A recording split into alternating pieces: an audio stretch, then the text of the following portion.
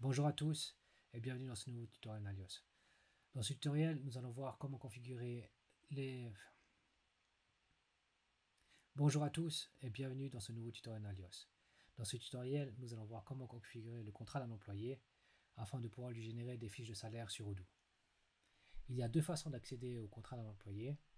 C'est soit via l'application Pay sous contrat, dans lesquels vous verrez tous les contrats employés de votre entreprise, ou soit via l'application employé sur la fiche employé en question et en cliquant sur le bouton intelligent sous contrat. Une fois qu'on arrive sur le contrat de l'employé en question, vous allez le renseigner avec une référence interne afin d'identifier le contrat. Vous allez remplir l'employé concerné par ce contrat, la date de début, la date de fin si c'est un CDD, le type de contrat si c'est un contrat à durée indéterminée avec salaire mensuel, horaire, etc. Le type de structure salariale, très important de mettre Switzerland Employee afin de suivre les règles salariales locales.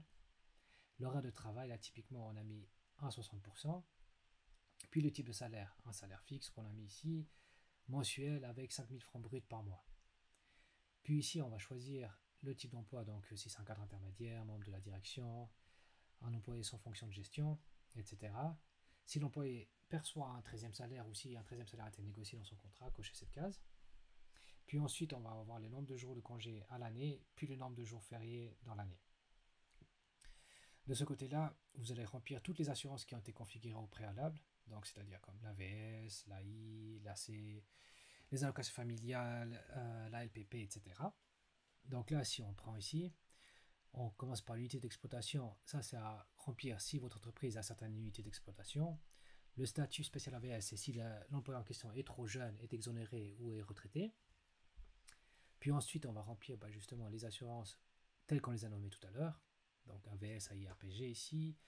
La même avec les allocations familiales. Ici, on va choisir la catégorie dans laquelle il est pour les assurances accidents. Ici, on va renseigner l'assurance accident complémentaire, les assurances indemnité journalière maladie, puis la caisse de pension pour la LPP.